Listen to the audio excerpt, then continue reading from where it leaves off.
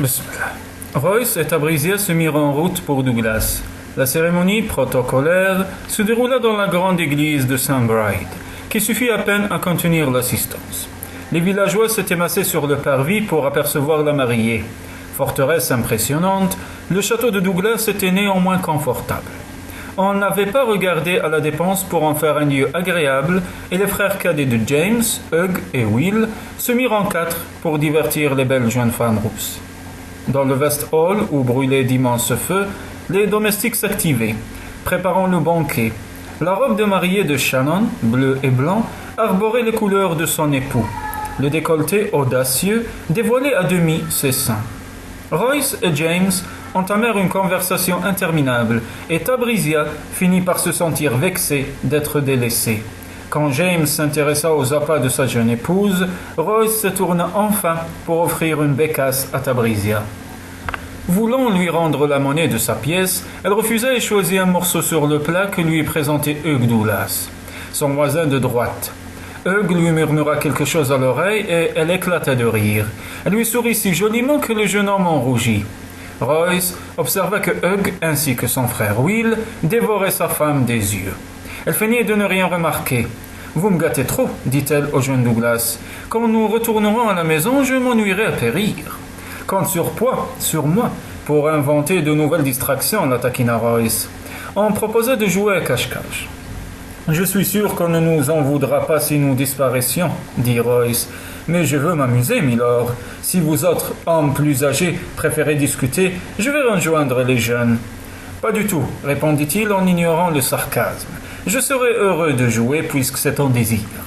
Ceux qui avaient les yeux bandés trouvaient si rapidement leur proie qu'on soupçonna le bandeau d'être percé. Quand ce fut au tour de Tabrisia, Royce s'irrita de la voir palper longuement Hugh Douglas. « En tout cas, c'est un homme séduisant » s'exclama-t-elle en lui touchant les cheveux et le visage. Foudroyé par un regard désapprobateur de Royce, le jeune homme s'éclipsa. Royce chatouilla le cou de Tabrisia qui se retourna. Dès qu'elle effleura le torse musclé, elle reconnut son mari. « Hugh » demanda-t-elle d'un air innocent. « Faux » s'écrièrent les invités en éclatant de rire. Sa main s'aventura sur la mâchoire carrée. « Ah, c'est Will !» « Erreur !» Elle retira le bandeau et feignit d'être déçue. Royce réagit par la colère. « Je croyais t'avoir interdit de porter des robes osées, tempêta-t-il. As-tu vu la tenue de Shannon ? Dieu merci, ce n'est plus à moi de la surveiller, lança-t-il avant de tourner les talons et de rejoindre les hommes. On leur avait préparé une chambre luxueuse, mais aucun n'avait envie d'en profiter. Royce, agacé, ne comprenait pas pourquoi Tabrisia se montrait distante. Plusieurs fois, il eut envie de la prendre dans ses bras. Mais craignant d'être repoussé, il décida d'attendre le lendemain, espérant que les nuages seraient passés. Le lendemain, Royce partit à la chasse avant le réveil de Tabrisia. Comme la journée avançait, il s'inquiéta de la voir quitter son zimbon et quitta la compagnie. Il avait envie de la surprendre, gravissant les marches deux par deux. Il s'arrêta net en découvrant dans la galerie un couple qui s'embrassait. Tabrisia portait la cape en fourrure qu'il lui avait offerte. Foudrage, il descendit attendre le retour des chasseurs. Lorsque son mari revint dans le grand hall, Tabrisia courut vers lui enchantée de le revoir. Son regard méprisant la cloua sur place. « Cette dévotion est touchante. Montez dans la chambre, madame. »« Milord, que se passe-t-il ?»« Obéissez. » Honteuse d'avoir été réprimandée en public, elle partit en courant. Les murs de pierre faillirent trembler tant il claqua fortement la porte. Poing sur les hanches, Tabrisia le dévisagea furieuse. « Je veux savoir ce que vous avez fait cet après-midi, madame. »« Allez au diable !»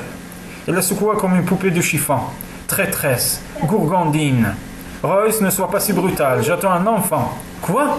s'exclama-t-il, frappé par l'audace du mensonge. « Chut !» Damascus ouvrit la porte. « Pardon de vous déranger, je ne fais que rapporter ta cape, Tabrisia, s'excusa-t-elle avant de disparaître aussitôt.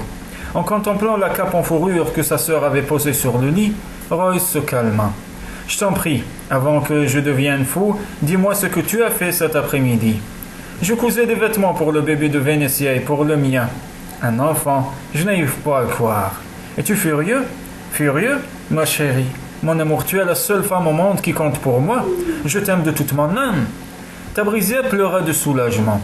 Le lendemain, à midi, L'importante cavalcade des Cockburn entama son voyage de retour. Royce se rappela comme il avait été simple de faire le trajet seul avec Tabrisia. Damascus boudait dans son coin. Tabrisia devina qu'elle était mûre pour le mariage. La jeune fille avait flirté sans retenue avec Hugh Douglas. Et Tabrisia voulait discuter avec son mari de la demande en mariage de Robert Kerr. Au risque de me mêler de ce qui ne me regarde pas, j'aimerais que tu t'entretiennes avec Lord Cessford au sujet de Damascus. Maintenant que Shannon est mariée, elle va être invivable. N'est-elle pas trop jeune? Elle a le même âge que moi et je suis assez femme pour toi. Le premier visiteur à se présenter à Cockburn Spat fut le jeune laird de Cessford. Damascus lui avait tellement manqué qu'il était résolu à obtenir sa main de gré ou de force. Royce l'assurait qu'il serait enchanté de l'avoir comme beau-frère. Les contrats furent signés et Damascus se lança avec allégresse dans les préparatifs du plus fastueux mariage jamais célébré dans la région. Robert aurait aimé que la cérémonie se déroulât aux alentours de Pâques, mais Damascus imposa le mois de juin, afin de profiter de robes légères, de montagnes de fleurs et de ciel bleu. Royce reçut un message officiel de Bothwell, lui demandant de passer le voir le plus vite possible. La rencontre eut lieu au château d'Édimbourg, ce qui mit Royce sur ses gardes. Il était plus facile d'entrer dans cette formidable forteresse que d'en sortir. Bothwell l'accueillit cordialement. « Que diable manigances-tu ces derniers temps » s'exclama-t-il en lui tapant dans le dos. « De quoi suis-je accusé ?»« De rien, mon ami. J'ai un document qui requiert ta signature, c'est tout. » « Un document. »« Un traité de paix, mon cher. Je suis désolé quand tu es chargé de cette fichue histoire, Francis. Bah, des signatures sur un document, ce n'est pas une affaire. Je l'espère pour toi, Francis. Je serai heureux de signer après Huntley. Il ne faut pas vexer le vieux comte en le faisant signer après moi, n'est-ce pas? Bothwell eut un regard rusé. Il n'avait pas cru que l'aventurier signerait en premier, mais il avait tenté sa chance. J'ai entendu dire que le seigneur noir avait épousé ta superbe sœur. C'est exact. Des alliances puissantes de tous les côtés. Prends garde de ne pas devenir trop puissant, mon jeune ami. Je ne fais que t'imiter, Francis. Justement, dès que j'aurai la signature de Huntley sur ce document, je ne tolérerai plus la moindre entorse. Royce retrouva ensuite les femmes de la famille qui avaient mis sens dessus-dessous le magasin de la couturière. Elle leur avait montré tous ses tissus, sachant que la commande lui ferait réaliser les gains d'une année entière. Après 2 heures de conseils avisés, elle conclut que Damascus Cockburn était une jeune femme qui n'en faisait qu'à sa tête. « Je veux que le mariage soit blanc et argent », déclara Damascus. « Vous n'avez pas encore terminé ?» se récria Royce. « Toutes ces frivolités ont de quoi dresser les cheveux sur la tête. »« Sois heureux, cher frère. Si Shannon était avec nous, il nous faudrait 3 jours et non 3 heures. »« Petite vaniteuse, plaisanta-t-il. Quand les hommes se pavanent, c'est de la fierté. Quand c'est nous, c'est de la vanité, protesta Tabrisia. Vêtue de sa camisole, elle éclata de rire. Il la dévisageait comme un prédateur dans l'attente du moment où il se retrouverait seul. « Autant que la couturière et ses assistantes viennent à Cockburn Spat, soupira-t-il. Les mois d'avril et de mai furent consacrés aux préparatifs du mariage de la décennie. Les vêtements furent enfin terminés et les couturières, épuisées, rentrèrent à Édimbourg. Dans leur chambre, Royce souleva les cheveux de Tabrisia et lui déposa un baiser dans le cou. Heureusement que toutes ces femmes sont parties. Nous n'avons plus un instant de tranquillité. Tabrisia tendit son corps nu vers lui. Tremblante de désir, Royce était enivré que sa femme le désirât avec une passion égale à la sienne. Il baisa la peau satinée de ses seins. Elle gémit doucement. « Royce, je t'en prie, cesse de jouer avec moi. Mais je ne fais que commencer. » Allongée dans ses bras, elle était magnifique, avec ses cheveux déployés en halo autour de ses épaules d'albâtre. Sous ses baisers, elle fut transportée dans un monde secret où ils étaient seuls. La tendresse devint une impatience violente et elle poussa des cris de bonheur quand la douce sauvagerie l'emporta vers les sommets du plaisir. Une semaine avant le mariage, Damascus insista pour qu'ils répètent tous en costume. Les filles avaient construit un hôtel dans le solarium et Royce accepta, résigné, de conduire Damascus comme il le ferait dans l'église. Tout le monde était prêt, excepté Alexandria. « Ah, te voilà, petite peste !» s'exclama Damascus. « Sais-tu depuis combien de temps nous t'attendons ? Pourquoi n'as-tu pas mis ta robe ? Elle ne me va pas. Bien sûr que si, tu as l'air divine. Ce n'est pas la bonne taille.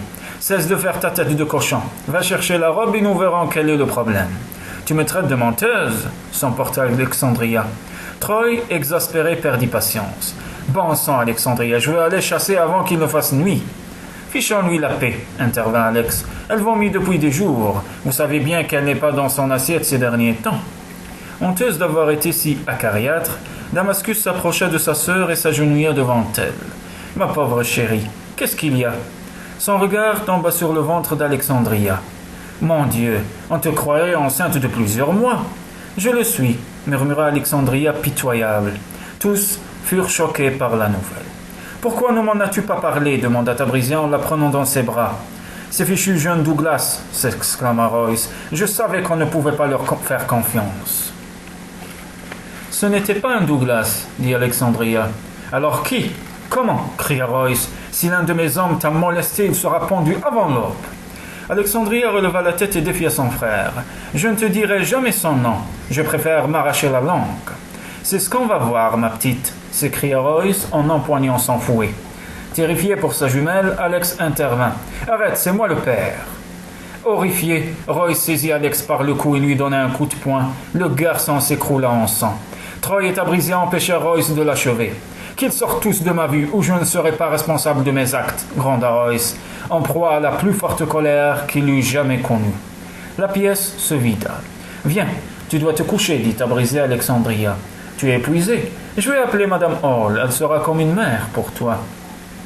Alexandria riait et pleurait en même temps. Aucune de nous deux ne sait comment est une mère. En effet, mais nous allons devoir l'apprendre. Tabrisia alla rejoindre Royce dans leur chambre. Elle le trouva devant une bouteille de whisky. « Nous sommes maudits, dit-il d'un air effondré. Non, ce n'est pas une malédiction, c'est ma faute. Je les ai très mal élevés. Depuis le début, j'en ai voulu aux jumeaux d'avoir causé la mort de leur mère en venant au monde. Ils se sont tournés l'un vers l'autre, mais je te jure que je ne pensais pas qu'ils commettraient un pareil péché. Ils sont innocents, déclara Tabrisia. Écoute-moi, chérie, ne te torture plus en pensant qu'Alex est le père de cet enfant. Comme toujours, il a voulu protéger sa jumelle, mais il n'a pas mesuré la portée de ses paroles. Crois-tu vraiment qu'il mentait? Alexandria est enceinte, toutefois je suis persuadé que le père n'est pas Alex. Je vais essayer d'obtenir ses confidences et nous résoudrons le problème. Grand Dieu, je savais que Shannon était une fille légère, mais pas Alexandria. Viens ici, ma chérie. Je suis désolé que tu aies à subir mes colères. Cette maudite famille sera ma mort. Tabrisia s'assit sur ses genoux. Tu es si mince. Es-tu certaine que nous allons avoir un enfant? Tu auras un fils en novembre. Tu attends peut-être une petite sauvageonne comme toi. Ou des jumeaux, dit-elle en le taquinant. N'y pense même pas, Seigneur Dieu. Je suis déjà effrayé à l'idée que tu accouches d'un seul enfant. Tout ira bien, rassure-toi. Je vais parler à Alexandria. Obtiens-moi un an. Ils se marieront dans la semaine. En juin, les clans Douglas et Lennox arrivèrent pour les festivités du mariage. Damascus et Tabrisia entraînèrent Shannon et Vénétia dans la chambre d'Alexandria. « Pourquoi tout ce mystère ?» demanda Shannon. « Alexandria va avoir un bébé et elle refuse de nommer le père, » murmura Tabrisia. « Oh, ma pauvre chérie !» s'écria Shannon. « Tu ne le connais pas ?»« Bien sûr que si !» s'indigna Alexandria. « Ma chérie, nous t'aimons et nous voulons seulement t'aider. Je t'en prie, dis-nous qui est le père et nous arrangeons tout, » supplia Tabrisia. Quand je me suis déshonoré en participant à l'expédition sur Huntley, je me suis aussi déshonoré en tombant enceinte. « C'est l'un de ces satanés Gordon ?» s'écria Shannon. « Royce va le tuer. »« Mon Dieu, c'est Adam Gordon, n'est-ce pas ?» dit Tabrisia, comprenant brusquement. « Ce n'est pas étonnant que tu gardes le secret. »« Quand Royce l'apprendra, ce sera un drame, » prédit Shannon. « Pas un mot avant le mariage, je vous en conjure, » s'exclama Damascus. « C'était terrible, Alexandria. » demanda Tabrisia, imaginant le pire. « C'était inévitable. Adam et moi, nous nous sommes aimés au premier regard. »« Tu veux dire qu'on ne t'a pas forcé ?» répliqua Vénétia, choquée qu'on puisse se donner à un Gordon par choix. Alexandria lança un regard désespéré à Tabrisia. « Tu vois, comme ça va être facile à résoudre ? Une seule d'entre nous peut en parler à Royce sans qu'il perde la tête, dit Shannon. Toutes fixèrent Tabrisia. « Oh non, pas moi, supplia-t-elle. Qui d'autre ?» rétorqua Damascus, mais seulement après le mariage. « Il est fou amoureux de toi, ajouta Shannon. Tu portes son héritier, il ne te fera aucun mal, renchérit Alexandria en lui prenant la main. Je t'en prie, demande à Royce si je peux épouser Adam. Il refuse même de signer le traité de paix ordonné par le roi. Comment voulez-vous que j'obtienne de lui qu'il accepte pareille alliance? Tu sais comment, plaisanta Shannon. Tu es la seule à avoir un pouvoir sur lui, ajouta Alexandria. D'accord, je lui en parlerai quand vous serez retourné chez vous, mais je ne vous fais aucune promesse. Royce est aussi imprévisible qu'un volcan et sa colère est légendaire. Il va voir rouge, c'est certain, murmura Damascus, qui reçut un coup de coude de Shannon dans les côtes. Magnus arriva avec Margaret. Quand Abrizé lui apprit qu'il serait bientôt grand-père, il arbora un sourire radieux. « Tu t'es donc finalement soumise, rétorqua-t-il avec un clin d'œil ravi de la voir rougir. Il avait beaucoup vieilli. Abrizé se promit de lui rendre visite plus souvent. Margaret attira Royce dans une alcôve. Elle portait une tenue orange qui rehaussait sa beauté sombre. « Tu es très belle, Margaret. Tu dois être une sorcière. Chaque fois que je te vois, tu rajeunis. Tu me surprends, Royce. Épouser une fille fiancée à un autre, je croyais que tu n'aimais pas les secrets. Les restes. Je ne suis pas jaloux, Margaret. Quel mensonge, dit-elle en riant.